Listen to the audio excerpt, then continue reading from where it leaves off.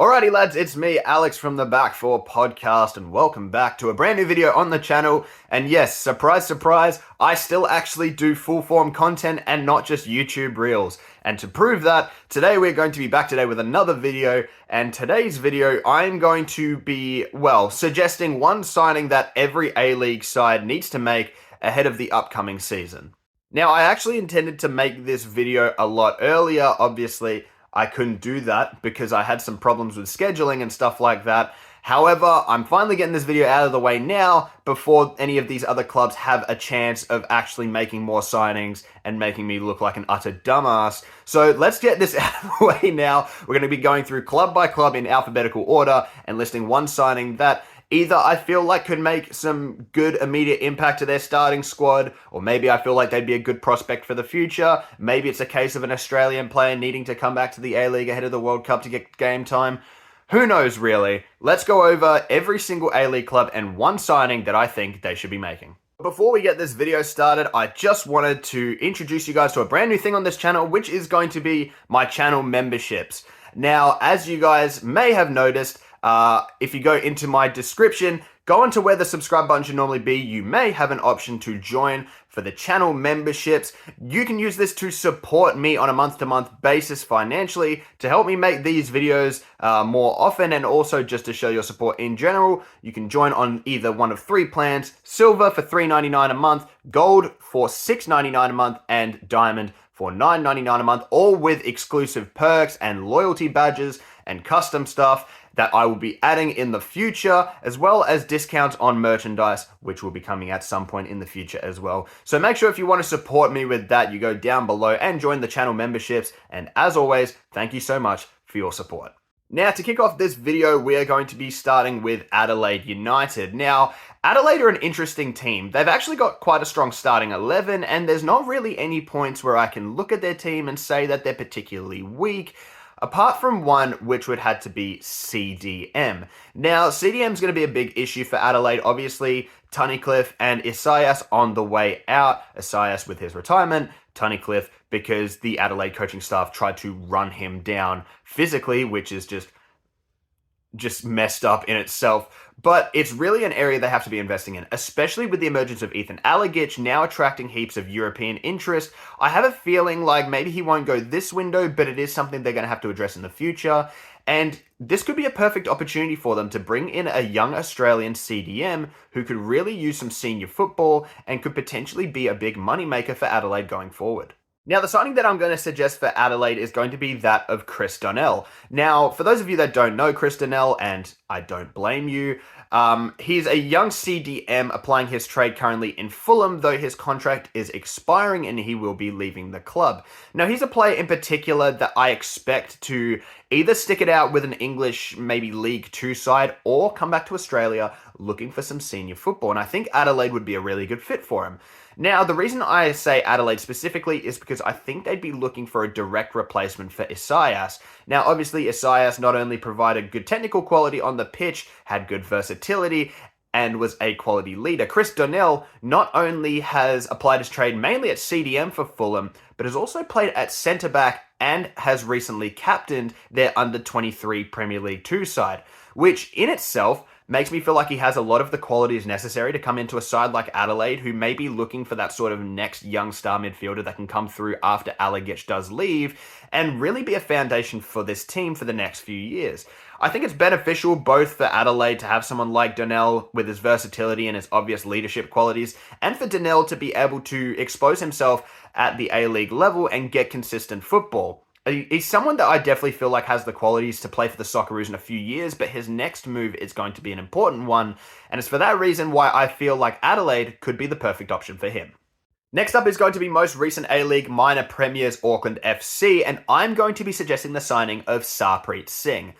Now, Sarpreet Singh was someone who was on the radar of Auckland going into their inaugural A-League campaign, though didn't end up making the move, opting to stick it out in Europe.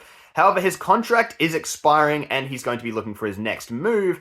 And, you know, as someone who might be looking to sort of cement his spot in the New Zealand national team going into the World Cup, I feel like this could be a really good move for him, especially considering that Auckland really do sort of lack that firepower at times in the final third. Obviously, they've got some quality players, the likes of Logan Rogerson, the likes of Jake Brimmer, and obviously the likes of Liam Gillian, though they do really need those extra players, especially if they are going to be losing Nadar Moreno over the off-season. They really could be looking to add some more New Zealand firepower. Now, another name you could consider would be Matthew Garbett. Obviously, he is leaving NAC Breda and looking for his next club, though I feel like Auckland just isn't the right move for him at the moment, and he should be looking to probably stick it out in Europe.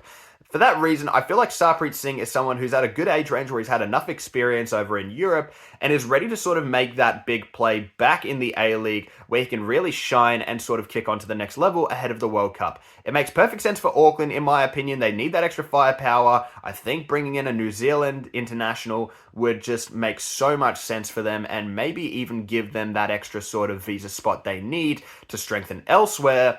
And yeah, for Sarpreet Singh, I feel like it could be a really good option for him. So I think he could definitely do a lot worse. Maybe Wellington go back into him, but as you guys will see later in the video, I have someone else picked out for Wellington. So yeah, let's see what happens with Sarpreet Singh, but I think Auckland could be a really good move. Next up is Brisbane FC, and to be honest, this is probably the hardest one that I've had to pick for. Now, they've brought in a few new signings, the most recent of which, well, I don't know if the most recent of which, but maybe the most high profile of which being McGarry at left back, the New Zealand international, on a 3-year deal, which is a great pickup for them and sort of solves their left back problem going forward. However, there is one main issue that I see with this squad, and that is the lack of strength at central defence.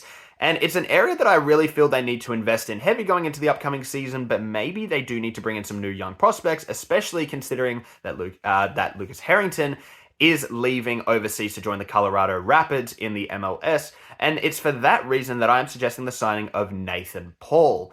Now, Nathan Paul is someone who relatively went under the radar at Central Coast Mariners, especially in the last year or two. He's a strong centre-back with a great aerial presence, very impressive physically, he's quite fast, left-footed as well, and for that reason, I feel like he has a lot of qualities that Brisbane might be looking for going into their new season, whether that's just with a young player that they can sort of build around that back line, or whether that's just with a centre-back in general who's got that sort of pace that Harrington possessed, and, you know, has a few more years of experience on him. Maybe you don't want to say that he's better than Harrington, but in my opinion at least, he is a top-quality young centre-back in Australia, and I feel like he could be someone that really, really shines in the A-League if given the proper opportunity. I think he'll be looking for a move away from the Mariners. That is, obviously with the Mariners going through their ownership issues and stuff like that, it remains to be seen whether that does get sorted. However, Nathan Paul is someone who I feel like is one decent A-League season away from making that jump to Europe, and maybe that's a bit premature because he hasn't really been at the top level of the A-League for that long, but I really do see a lot of good qualities there. He was someone that I initially wanted to, someone I wanted the Glory to be looking at, but now that I think about it, with us already having Zach Lizalewski, it doesn't really make too much sense, especially now that we've got Brian Kaltak as well. So Nathan Paul definitely could be someone who could be looking to make a decent move across, across the state from New South Wales to Queensland to Brisbane Roar. If he can nail down a starting spot there and perform well, I honestly could see him in with a chance to maybe even make a European move in a year or two. So I think it makes good sense for Brisbane to go for someone like Nathan Paul. Obviously, you can say that maybe they want to shore up their midfield with them losing the likes of Berenger, possibly losing O'Shea as well. But they've got some good quality youngsters there, and I feel like that's the area where it's hard to predict sort of who they'll go with. I definitely feel like they'll look to sort of go foreign with those options. So let's see where they go from there. I think Nathan Paul would be a good option. Next up is the Central Coast Mariners, and I'm going to go for Joshua Laws. Now, Joshua Laws was a really, really big sort of name floating around a lot of A-League clubs in terms of signings, or at least potential signings last year, and he ended up going to the Western Sydney Wanderers where, to be honest, he did next to nothing. Now, that could be because the Wanderers simply just didn't want to use him, didn't know how to use him, Stadgett didn't have plans for him, whatever it could have been, but he is someone who I do feel like has a lot of potential to succeed at the A-League level if given a proper chance. Especially going into the World Cup next year, this is his real last chance, in my opinion, to push for the national team in any capacity. I feel like if he doesn't make the squad this time around, I don't think he'll be in the plans of Tony Popovich or whoever the national team is, the national team coach is going forward. So he definitely needs to get this next move right. And the Mariners are in a position where I do really think they lack experience at the back. Losing Caltac obviously is a big loss for them. So I feel like getting someone like Joshua Laws, who is comfortable in possession, who is experienced in Europe, who does have those sort of qualities that you look for in an Aussie centre back, especially with him being left-footed as well, I definitely feel like you could do worse options. And the Central Coast Mariners, it's not a big move for him. He's just hopping across from Sydney to Gosford, so not too big of a sort of relocation or anything. I think it could be a good move for him. Obviously, there are some other options that Central Coast will be looking to go for, but Joshua Laws is someone who I can definitely point at a few A-League clubs and say that he would be a smart signing. But for the Mariners, I think for me, it just makes the most sense for him to go there. Obviously, he could go elsewhere. Absolutely every chance he's going to do that. But the Mariners, I feel they need defensive reinforcements, and I think Joshua Laws could be the man. Next up is MacArthur, and I'm suggesting they sign a player who has just recently been released from his A-League club at the end of his contract after 6.5 years with Sydney FC. Of course, I'm talking about Anthony Caceres. Now, Caceres is someone who has been linked with MacArthur for a while now. It's been a couple of months at least since I've been hearing reports about Caceres probably hopping over to MacArthur. He was linked with the Glory for some time. That has since gone away. And yeah, it's looking like MacArthur are now the front runners for his signature. Now, while this might be an obvious pick, given how strong the links are, I do think that this is a much needed pickup by MacArthur. Their midfield is aging, yes, but I also feel like they're lacking that sort of midfield general at the moment. And look, you can say they have the likes of Luke Bratton, they have the likes of Jake Holman, but with Jake Holman most likely leaving the club, if not probably guaranteed leaving at this point, I do think Caceres could be a really good option to sort of fill in that role of being that workhorse in the midfield that can provide that creative spark when you need it.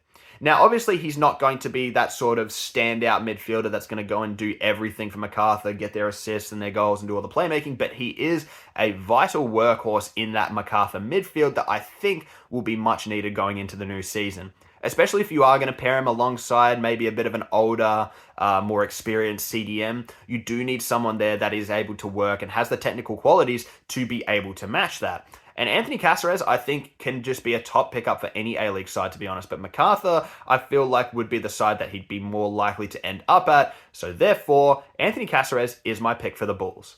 Next up is Melbourne City, and I'm going to be going with Clayton Taylor. Now, this is a bit of a rogue one, a bit of an interesting one, because Clayton Taylor himself has requested his release from the Newcastle Jets twice now, in the hopes of getting a move overseas, and the Newcastle Jets have denied that request both times for obvious reasons. However, the Western Sydney Wanderers were in for Taylor. That move got knocked back by the Jets.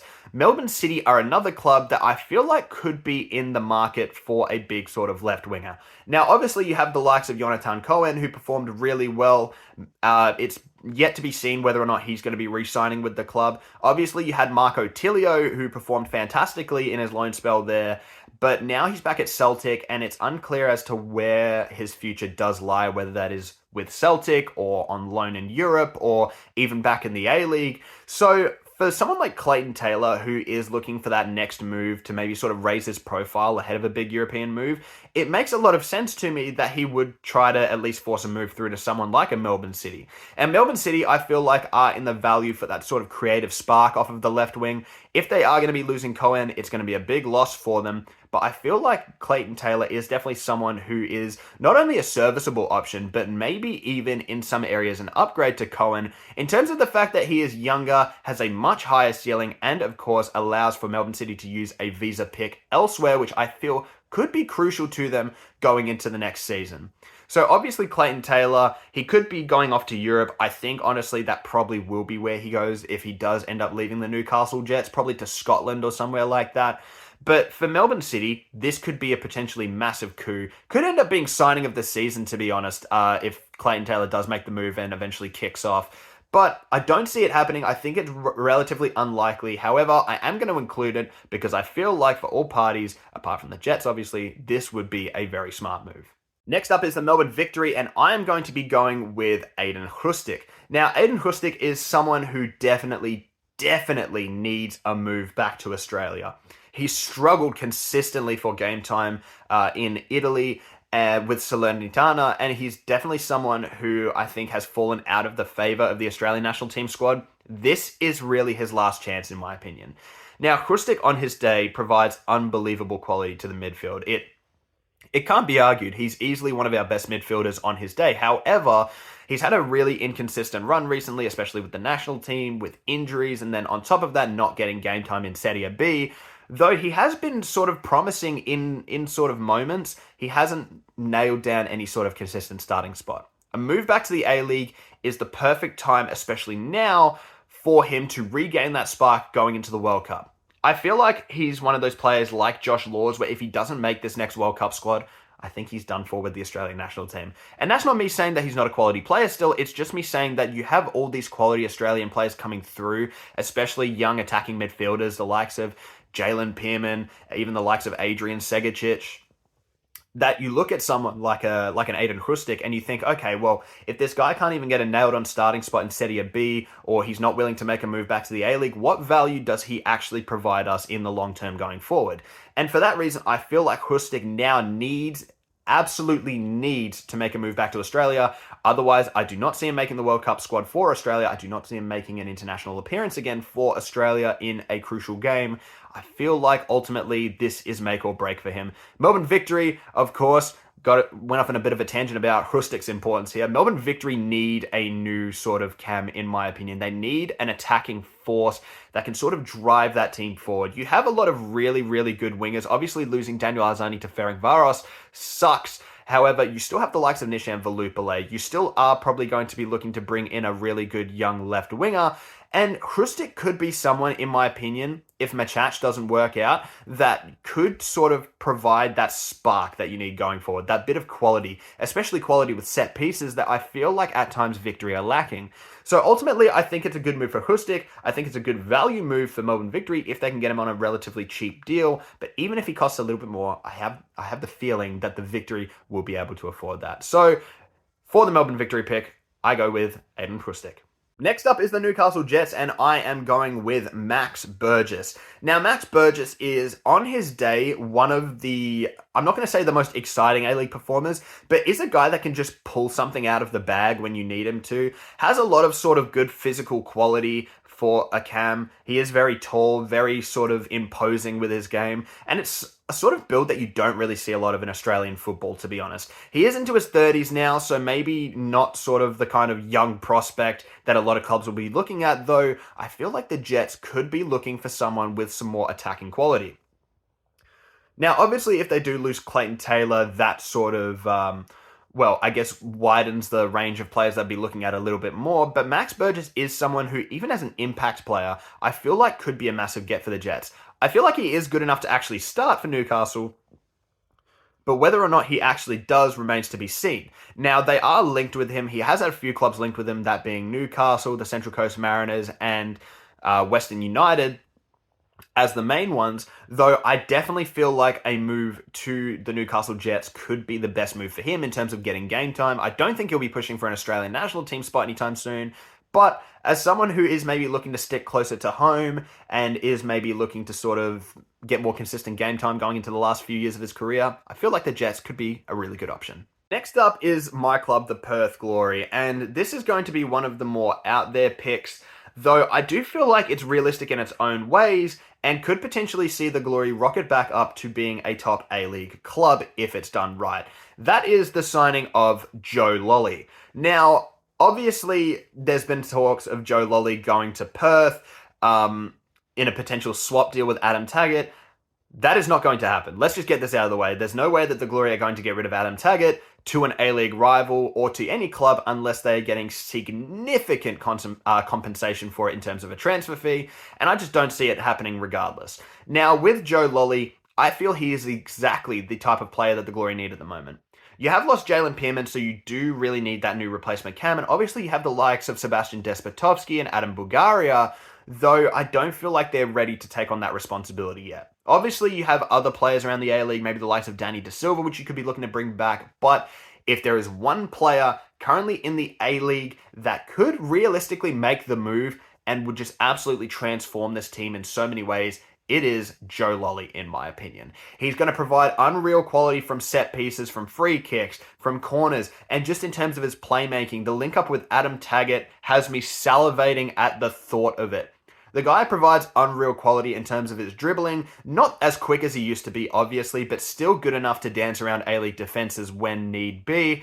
And I just feel like this is exactly the type of enigma that the Glory have been missing since the days of Diego Castro. Maybe he doesn't reach the heights that Castro did in a Glory jersey because he is going into his sort of into his mid-30s now.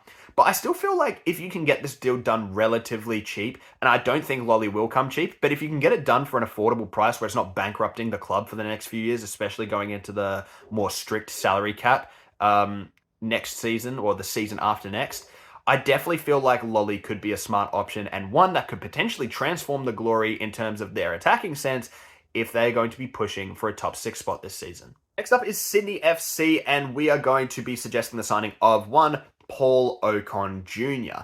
Now, Paul Okon Jr. is someone who has shown a lot of glimpses of promise, especially with the Australian under-20s squad that won the Asian Cup most recently. And in that tournament, I'd say he was probably one of Australia's, better players all round, which was no surprise to anyone who's actually watched him consistently playing for Benfica B in the Portuguese second division. However, he is someone that I do feel needs consistent game time at a senior level, not exactly playing for a big youth team, but playing more of a starring role. Now, Sydney is a club that I do feel like will be looking for some more sort of starting quality in the midfield. They've lost Waheem, they've lost Caceres, as we've just mentioned. I do feel like Okon Jr., while he may not be the exact sort of profile of either of those players that would be looking to sort of fill in, he does have a lot of qualities that I don't think a lot of Sydney players possess right now.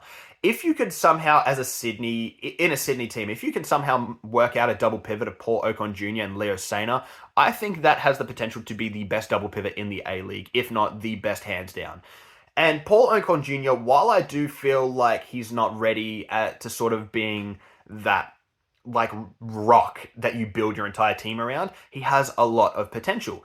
And I think that's evidenced with his call up to the Socceroos, as much as I talk about it being relatively undeserved, considering that he hasn't really done a lot in terms of his senior career so far. I do feel like this is a perfect opportunity for him to prove himself that he is worthy and is capable of being involved in these sort of massive moments for the national team by toughing it out at a relatively struggling giant in Australian football, that being Sydney FC. This could be the exact kind of move that he needs for his professional career, and it could be the exact kind of move that Sydney FC need to shore up their midfield for the next 2, 3, 4 years.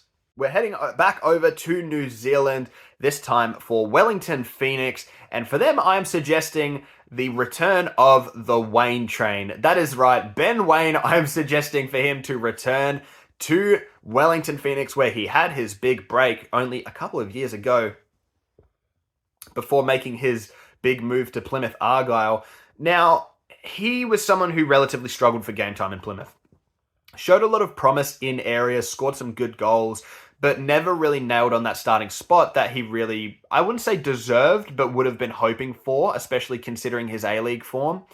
I feel like Wellington could be a really good move for him. Now, obviously, I feel like he'd have bigger ambitions, maybe want to stay in Europe a little longer, and that's completely understandable. However, Wellington, I feel like, will be looking for a big sort of striker, especially with the news that Kostas Barbarouses will be departing the club.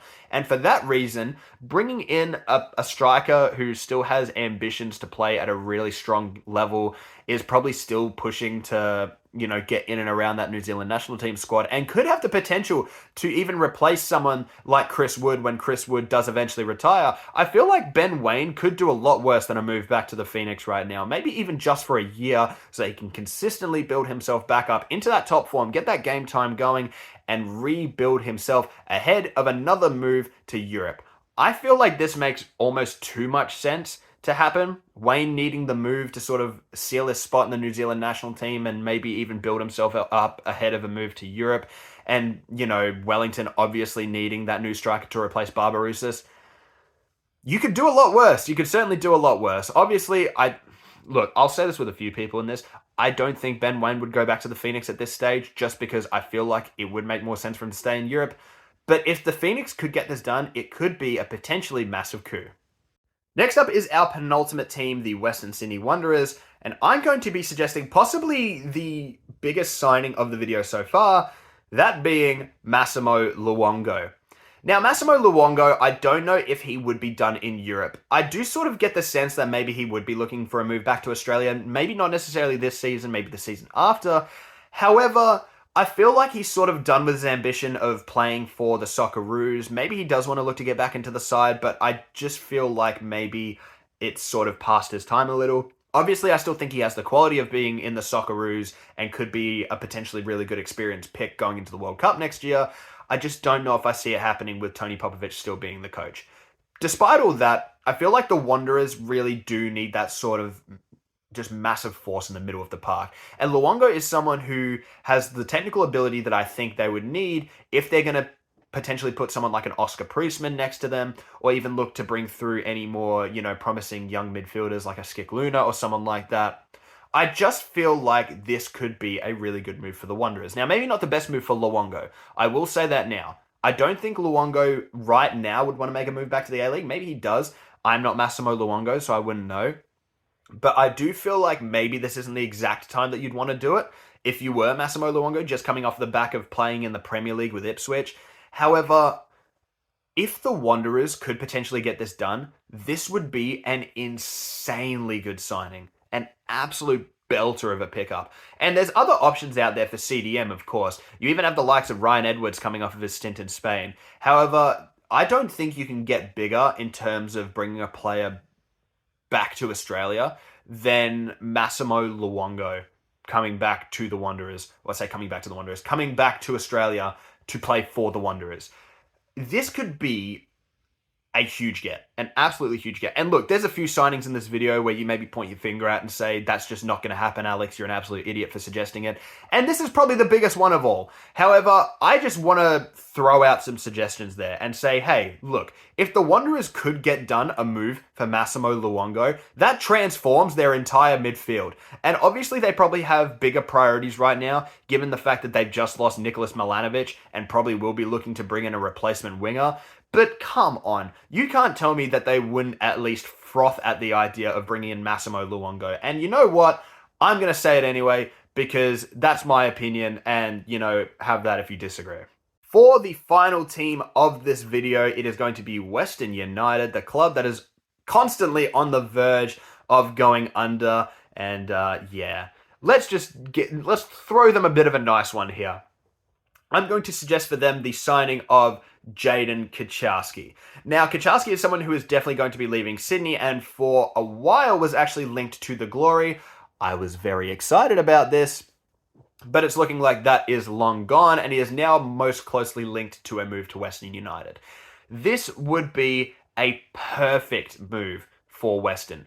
Not only because you look at sort of their squad and who they're going to be losing, the likes of Noah Botic, leaving to go over to Europe with heaps of offers, they are going to be looking to bring in another promising striker. Now, I would have even suggested for them the signing of someone like an Anthony Carter, but he has, moved to Santa Clara in Portugal, so that's off the books for now. Kucharski is someone who I think will happen regardless in terms of a signing for Western United, and I think he has the potential to be possibly the biggest breakout star going into the A-League and into the new A-League season. Obviously, he already has sort of broken through with him being a squad player for Sydney. But in terms of like a new star player that you can just look at and just say, this is just the guy. The likes of your Archie Goodwins, the likes of your Adrian Segicics, the likes of your Jalen Pearmans, your Nicholas Milanovic. I think that Jayden Kucharski could be that guy next season where he's looked at as sort of the envy of the rest of the A-League clubs, as to a young player coming through, poached from another A-League club that's just absolutely smashing it and is going to command a big transfer fee going forward if he performs well. So I feel like Western United would be a good environment for him to be able to do that with consistent game time, playing a leading role in their front line where he deserves to be. And yeah, I just feel like it's a move that makes sense all round. Kucharski, I feel like, has enough talent to be able to break onto the scene very, very soon, and Western United need a replacement for Botic, so make it happen. But lads, that is going to be the end of the video, and me predicting or suggesting one signing for every single A-League club. I hope you enjoyed the video and I hope you agree with my takes. If you don't, or if you have any signings that you think you would suggest differently, or maybe anyone you think I might have missed out on, any sort of hidden gems that you'd like to throw in, make sure you leave them in the comments down below. I did try to sort of steer away from visa signings and stuff like that just because I feel like it's a bit more difficult to sort of gauge what players will be available for visa deals when you are going into a new season. If we do this video again or revisit this video in January, I will make sure to include visa players, as I'll probably be able to have a better idea of who will be available at that time. Though I wanted to stick with Australian players because there is plenty on the market right now, and it has already made for a very interesting transfer window with a lot of huge signings going around the league, but there is still plenty more to be done, as is evidenced by some of the players that I've mentioned here today. So I hope you all enjoyed this video. As always, make sure you like and subscribe if you enjoyed, and make sure, if you would like, to become a channel member to support me on my journey. And yeah, I would very much appreciate that. I'm trying to do these videos as often as I can. So yeah, give me your money. But in all seriousness, it's been a pleasure coming to you guys once again with a long-form video, and not just a YouTube short. I'll be back doing these more regularly now. And yeah, it's been real. Thank you so much. I'll catch you all in the next video.